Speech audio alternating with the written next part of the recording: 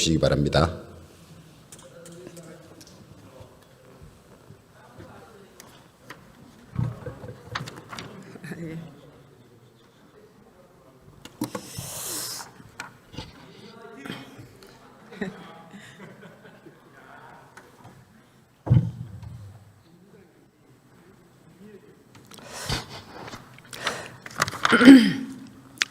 존경하는 국민 여러분, 주호영 국회 부의장님, 그리고 선배 동료 의원 여러분, 그리고 김민석 국무총리님과 국무위원 여러분, 국민의힘 대구 수성구월 국회의원 인선입니다. 요즘 국민들께서 가장 많이 하시는 말씀이 있습니다. 살기가 너무 팍팍하다는 이야기입니다. 지금 이재명 정부의 정책이 서민들한테 도움이 되는지 국민들은 묻습니다. 장바구니 물가는 오르고 환율은 불안하고 내 집 마련의 꿈은 점점 더 멀어지고 있습니다. 여기에다가 관세 협상 문제까지 겹치며 기업과 경제 불안도 커지고 있습니다. 특히 지방은 더 절박합니다. 인구는 줄고 산업과 일자리는 수도권으로 빠져나가며 미래에 대한 불안이 커지고 있습니다. 지역이 자립할 수 있도록 하는 변화가 반드시 필요합니다.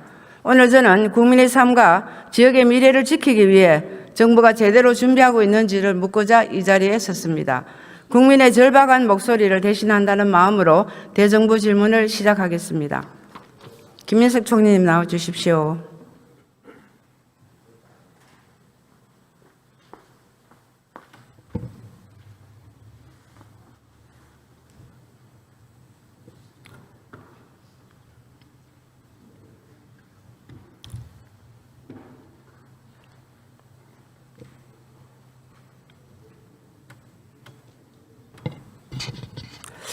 예, 좀 수고 많습니다.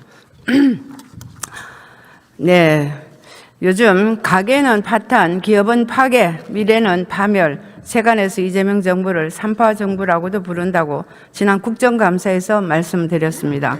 이제는 삼폭 정부라고 불러야겠습니다. 환율 폭등, 물가 폭등, 집값 폭등으로 폭망하게 생겼으니 말입니다. 환율부터 보겠습니다. 총리님, 이재명 정부 들어서 고환율이 유지되고 우리나라 원화의 가치가 다른 나라에 비해서 많이 떨어졌습니다. 알고 계시죠? 예. 네. 이재명 정부가 출범한 이후에 환율이 1,400원 중반대를 유지하고 있는 게 일상화가 되었습니다. 총리님, 이제 이게 새로운 표준이 된 겁니까? 그렇게 말씀드리기는 어렵습니다.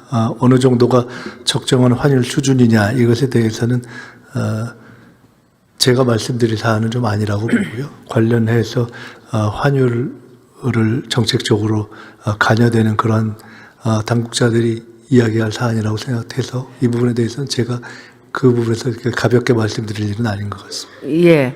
그러면 총리님, 정부는 환율이 얼마나 더 오르면 위기라고 보고 계시는지, 그리고 정부가 보는 적정 환율은 어느 정도인지 답변해 주실 수 있습니까? 네, 그 부분에 대해서도 제가 어느 정도가 적정 환율이다 이렇게 말씀드리기는 저로서는 조금 어렵습니다. 제 개인적으로 뭐 생각하는 것이 있을 수 있지만은 그것을 제가 말씀드리기는 좀 적절치 않고요. 위기다 아니다를 떠나서 현재 최근의 상황이 환율이 사실은 과거처럼 생각한다면 어떤 경제의 체력이 급격히 약해졌거나 펀더멘털의 문제이거나 아니면 뭐 외채가 뭐 급증했거나 아니면 외환 보유고가 뚝 떨어졌거나 뭐 이런 등등으로 기인한 것은 아닌 상태임에도 불구하고 환율이 일정하게 오른 것은 사실이어서 그 부분에 대해서 굉장히 우려가 있죠. 네, 우려를 우려가 가지고 됩니다. 보고 있습니다. 예, 그렇습니다. 그러면 총리님, 우리나라에 그 통화의 실제 구매력을 보여주는 지표인 실질 실효 환율이 있습니다. 실질 실효 환율이 어느 정도 수준인 걸로 알고 계십니까? 그 정확한 수치를 제가 지금은 모르겠는데 말씀해 어렵죠. 주시겠어요? 예, 그게 이제 한 나라의 통화가 실제 구매력을 어떻게 보여주는 지표인데, 국제결제은행 BIS에 따르면 지난말 실질 실효 환율은 86.3입니다. 98년도 IMF, 2009년도 글로벌 금융위기와 맞먹는 수준입니다. 경제위기 상황에서 나올 수치인데 이 수치에 대해서는 혹시나 고민해 본 적이 있습니까? 아까 말씀드렸던 것처럼 저거 이제 결국은 환율과 연동되어 있는 것을 달리 해석하고 표현한 지수인데요. 이미 환율이 일정하게 상승한 것 자체에 대해서도 저희들이 주의 깊게 보고 있다고 말씀드렸고, 동시에 그러나 그것이 펀더멘털의 문제라든가 이렇지는 않다고 보고 있습니다. 그건 동일한 각도에서 말씀드릴 수 있습니다. 예, 그렇죠. 그걸 뭐 딱 부러지게 말씀드릴 수는 없겠죠. 그렇지만 실제로 환율이 BIS가 조사한 64개 나라 중에서 우리나라가 몇인지를 알고 있습니까? 몇 위? 몇 위? 64개 그거는 중에서. 잘 모르겠습니다. 말씀해 예. 주십시오. 그 중에서 어쨌든 우리나라 지금 표에 나오는데 우리나라 지금 수치가 63위입니다. 그래서 이걸 보면 경제가 위기에 빠질 수 있다는 섬뜩한 경고가 아닐까 이렇게 저는 생각하고 있습니다. 총리님, 우리나라 원화 가치가 왜 이렇게 떨어졌는지 복합적이긴 합니다만 말씀드릴 수 있습니까? 아까 말씀드렸던 것처럼 여러 가지 분석이 있고 저도 뭐 한국은행뿐만 아니라 다양한 분들의 말씀을 들었습니다. 그런데 이것이 원인이다라고 말씀드리기보다는 적어도 이것은 꼭 원인은 아니다. 예를 들어 펀더멘털의 문제라든가 뭐 외환 보유 상황, 이것의 문제는 아니다. 현재는 주로 수급 상황이 반영되는 것으로 본다. 이 정도 말씀을 드리겠습니다. 예, 명확하게 선을 말씀하기는 좀 어려운 상황입니다만 제가 보기에는 정부가 그야말로 무소불위 민주당과 짝짝꿍해서 자기들 마음대로 확장 재정, 추경, 소비 쿠폰을 남발하고 돈을 마구마구 풀었기 때문이라고 저는 개인적으로 생각을 합니다. 네, 그래서 예, 보시는 시각도 뭐 다르죠. 있다고 예, 저는 그렇습니다. 이해하겠습니다. 예, 시장에 돈이 많이 풀리다 보니까 그 MT 기준으로 봤을 때 통화량 증가율이 정말 이재명 정부가 들어서고 8월부터 계속해서 월 8%를 넘고 있습니다. 그러다 보니 M2가 1년 만에 무려 350조 원이 늘어났는데 이렇게 원화 가치가 멀쩡할 수가 없습니다, 실은. 그래서 제가 고민이 많고요. 특히나 환율의 위기는 곧 물가의 위기고 민생의 위기인데 제가 재경위원으로서 걱정이 이만저만이 아닙니다. 그런데 정부는 환율 방어에 지금도 국민연금과 외환보유고를 열심히 동원하고 있습니다. 그래서 얼마 전에 보면 외환보유고 달 한 달 만에 21억 달러가 들어갔는데 이건 우리 돈으로 3조 정도가 빠져나가서 투입을 했습니다. 그건 알고 계시죠? 아까 말씀 주신 중에 국민연금을 동원했다 하는 것은 사실은 뭐 검증되거나 확인된 것은 아니고 국민연금은 그 자체에서 어떤 룰을 가지고 틀을 가지고 수익성이라는 목표를 가지고 운영하고 있기 때문에 저희가 그것을 환율 방어에 쓰고 있다 이렇게 단정하시기는 어려울 것 같습니다. 그래서 그래도 고민은요. 저희 걱정은 아이가 아프다는데 병원 가서 진단은 받지 않고 계속 해열제만 먹이는 그런 꼴이 되지 않도록 총리님 유념해 주시기 바랍니다. 네, 해열제도 뭐 주사도 뭐 약도 저희들이 다 종합적으로 예. 고려하겠습니다. 온갖 걸 처방해도 안 될 때는 우리가 어쩔 방법이 없기 때문에 미리미리 해 주시기를 바랍니다. 예. 그리고 총리님 뭐 여러 가지를 꼭 전반적으로 아까 펀디멘탈부터 해서 여러 가지를 말씀하셨는데 그런 부분을 종합적으로 판단해서 해 주시기를 바랍니다. 네, 열심히 자리에 들어가시기 바랍니다. 예. 구현철 부총리님 잠깐 나와 주시기 바랍니다.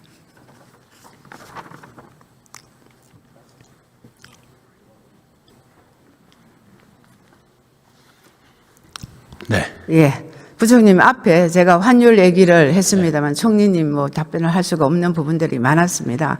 지난 연말 이제 수입 물가 지수가 140일을 넘었습니다. 이거 환율 때문이라고 저는 생각합니다. 앞으로 CPI 또한 계속 압박을 할 텐데 부총님 괜찮겠습니까?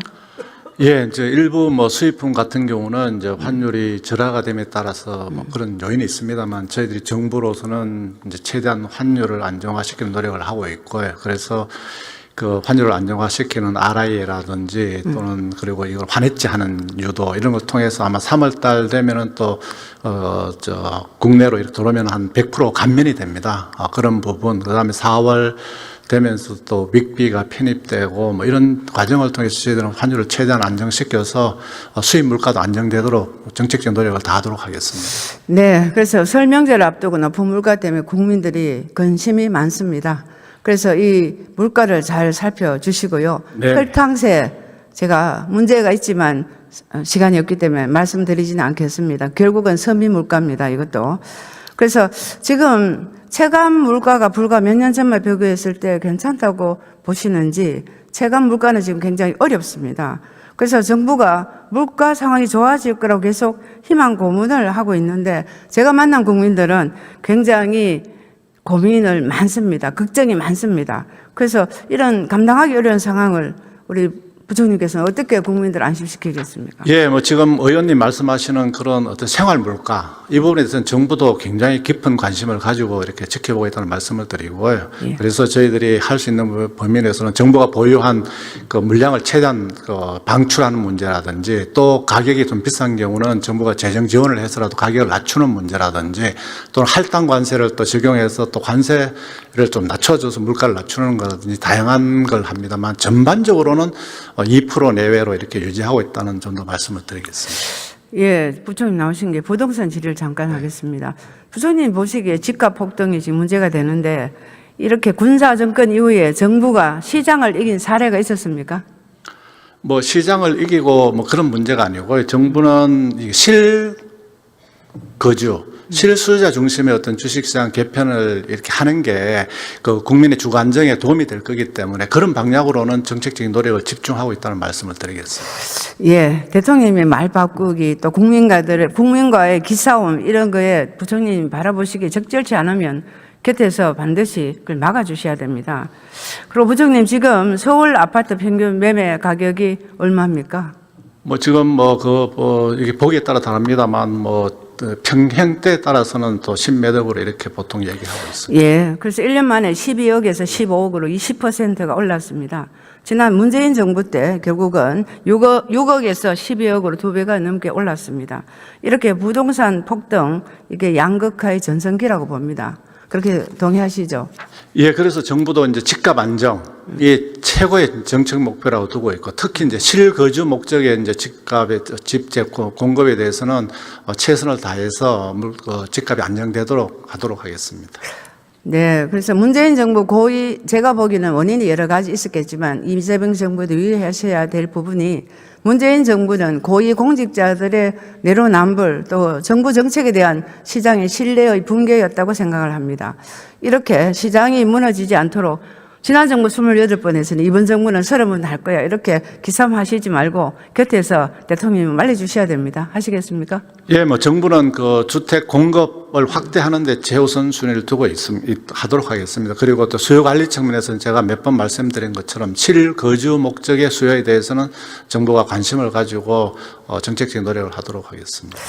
네, 뭐 최근에 다주택자에 대한 말씀이 많았습니다만 실은 이재명 대통령 4년 전에는 이런 다주택자들의 양도세를 완화해야 된다고 말씀하셨다가 지금은 또 굉장히 강하게 다주택자들의 책임이라고 이렇게 말씀을 하고 계십니다. 그런데 이런 전체적으로 봤을 때 제가 보기에는 민주당 강령이 있습니다. 그 강령에 보면은 서민 중산층을 대변한다. 사회 경제적 양극화의 불평등을 극복한다. 이렇게 되어 있습니다. 과연 이 정부가 그렇게 하고 있는지 제가 걱정스럽고요. 부총님, 물가가 오르면 제일 힘든 사람은 서민들입니다. 그죠? 예. 주가가 오르면 어떻습니까? 뭐 주가가 오르면 요즘은 이제 일반 국민들이 한 1,400만 정도 주식을 투자하기 때문에 일반 국민들도 또 이렇게 행복해지는 측면도 있습니다. 예, 주가가 오르면 상대적인 박탈감을 가지게 됩니다. 그래서 하여튼 꼭 유념해 주시고요. 자리에 들어가시기 바랍니다. 총리님 질의해야 되는데 안 계시네요, 부의장님. 예, 잠깐만 수답해 주세요. 총리님 질의하셔야 되는데 잠깐 와주시면 좋겠습니다.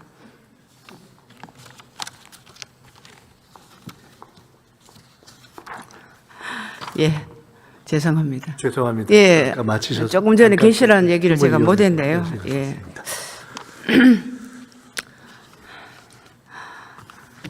네. 지금 총리님한테 여쭙고 싶은 것은 사실은 우리 생존의 길, 지역이 살 길이 바로 행정통합입니다. 행정통합에 대해서 저희가 대구 경북 행정통합을 제가 사인을 했기 때문에 몇 가지 질의를 하겠습니다. 지난번 대통령님께서는 12월 달에 지방시대위원회에서 지금 대구는 시장이 없으니까 찬스다 이렇게 말씀하셨다가 갑자기 지금은 왜 대구 경북도 왜 또 들어오냐 이렇게 말씀하시는데 그거는 총리님 보시기 그냥 하시는 말씀이죠. 예, 네. 사실 별로 예상을 못한 것도 사실입니다. 원래 예. 처음에는 대전 충남에서만 논의가 돼서 대전 충남 정도만 하는가 생각했는데 광주 전남이 확 불이 붙고 또 대구 경북도 그렇게 돼서 저희들이 이거 너무 갑자기 많이 진행이 돼서 조금 놀라고 있는 것도 사실입니다. 예, 저희들은 굉장히 섭섭하게 생각합니다. 대구 경북 들어오는 게 당연한데 갑자기 들어왔다고 해서 섭섭해 하고요. 뭐 그렇지는 않습니다. 예. 그렇지만 예. 저희들이 다 그 세 지역의 어떤 동력 또 의욕 이런 것들을 다 공히 다 의미 있게 생각하고 저희로서는 다 이렇게 그에 맞게 저희들이 약속하고 준비했던 어떤 지원이라든가 이런 것들을 다 해야 된다고 생각하고 있습니다. 그 법은 국회에서 이제 통과를 시키시는 대로 저희들이 그에 맞춰서 대응하겠습니다. 예, 청님께서 20조, 4조 이렇게 말씀하셨는데요. 이게 이제 너무 속도전이지 않느냐 이런 우려가 있습니다. 그래서 그 우려에 대해서 시간이 부족한 부분에 대해서 반드시 짚어주셔야 되고요. 네. 두 번째는 인센티브에 대한 재원 조달을 어떻게 할 건가. 사실 지금 우리 적자가 89조의 재정 적자를 가지고 들어가고 있는데 그런 이제 안 되면 또 국채를 발행할 생각이십니까? 재원 조달은요? 지금 저 행정통합과 관련된 예. 비용 말씀하시는 겁니까? 그것과 관련해서는 뭐 그런 생각을 특별히 하고 있지는 않습니다. 저희들이 기본 생각하고 있었던 재정 운영의 틀 내에서 저희들이 애초는 최소 하나 그리고 지금은 현실적으로 세 군데까지 진행될 수 있는 부분을 4년간 최대 20조를 어떻게 마련하고 구성을 맞출 것인가에 대해서 기존의 재정 운영 틀 내에서 생각하고 있습니다. 그래서 저희는 이제 혹시나 인센티브가 아랫도를 빼서 윗도를 공구는 이런 양상이 되지 않을까, 또 무슨 정부가 꿍꿍이가 있는가 이런 굉장히 염려를 하고 있습니다. 그래서 잘 유념해 주시고요. 20조는 사실 단기 지원이고 장기적으로 봤을 때는 법인세, 양도세, 국세 등이 이제 우리가 지역에다가 이전을 해줘야 되는 게 큰 과제인 것 같습니다. 이 부분이 가능할까요? 지금 4년간 약속드린 그 부분에 대해서는 청와대 정책실을 중심으로 해서 재정 TF가 가동돼서 논의를 하고 있고요. 예. 지금 말씀하신 부분은 장기적인 일종의 재정 구조, 뭐 국세지방세 이런 것까지 포함해서 그거는 또 재정 분권 TF에서 따로 지금 논의를 하고 있습니다. 예, 총님 어제 공청회를 했는데 결과 보고를 들었습니까? 어제 저녁에 광주 전남 지역의 의원님들이 오셔서 말씀을 전 들었는데 공청회 전체에 대해서 전체에 뭐 어떻게 진행되는지 그렇게 종합적으로 듣지는 못했고 그쪽의 의원님들의 요구와 관련한 것만 주로 들었습니다. 예, 저희가 각 법안을 냈는데 그 공청회에 보면은 지역 맞춤형 특례가 있는데 그걸 그냥 표준 안 맞추고 100여 개를 아주 불수용으로 했어요. 그래서 아마 의원님들이 굉장히 걱정을 하고 있는 것 같습니다. 네, 알고 있습니다. 그런데 이거는 조금 이해해 주셔야 될 것이 아시다시피 지금 이 상황이 워낙 급박하게 진행이 돼서 우선은 전체적인 통합을 큰 틀에서 하는 것이 중요하다고 봤고 더구나 이것이 복수의 경우가 될 경우에는 각 지역마다 요구하는 특례의 내용이 달라서 일단 최소 공통 해당하는 것들로서 일단 진행을 하고 그 이후에 추가적인 특례의 문제는 총리실 산하에 만들어지는 지원위원회를 통해서 각 광역 통합 지역과의 협의를 통해서 뭐 추가해 간다. 이렇게 지금 애초부터 그런 2단계 설정을 했었습니다. 네. 총님, 5급 삼특이 굉장히 필요하고 중요한 과제였습니다. 그래서 국민들은 이제 동의를 하면서 행정통합에 대해서 기대를 하고 있는데, 총님 보시고 이 맥이 빠지지 않도록 또 총님께서 확실히 그립을 잡아주셔야만 부처가 빠져나가지 않습니다. 그립을 잡고 그야말로 빛 좋은 개살가 되지 않도록 꼭 유념해서 지켜주시기 바랍니다. 그렇게 하실 수 있죠? 빛 좋은 개살구 뭐 이런 용어를 안 쓰시고 좋은 용어를 쓰시면 예, 좋은 거를 만들어갈 수 있을 것 같습니다. 예. 하여튼 그렇게 되지 않도록 유념해 주시기 바랍니다. 예, 감사합니다. 들어가시죠. 예. 네, 관세 협상 문제가 있습니다만 시간이 없기 때문에 산업자원통상 장관님께 질의를 하지 않겠습니다. 딱 별도로 제가 여쭙도록 하겠습니다. 왜냐하면 관세는 결국은 나라가 잘 돼야 하는 굉장히 중요한 과제이기 때문에 넘어가도록 하겠습니다.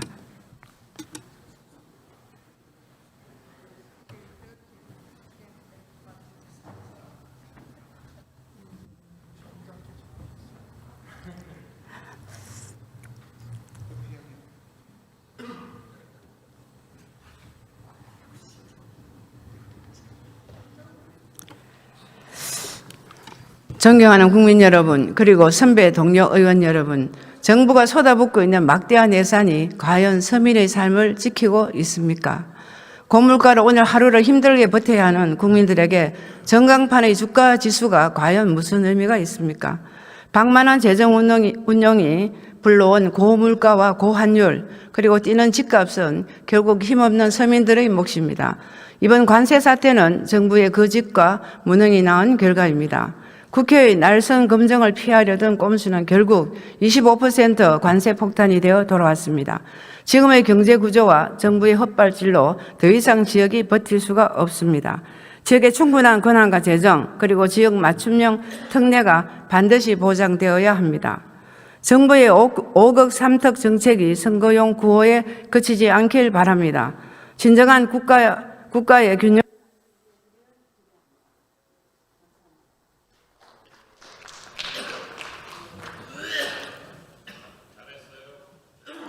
예, 이인선 의원 수고하셨습니다. 다음은 경기 김포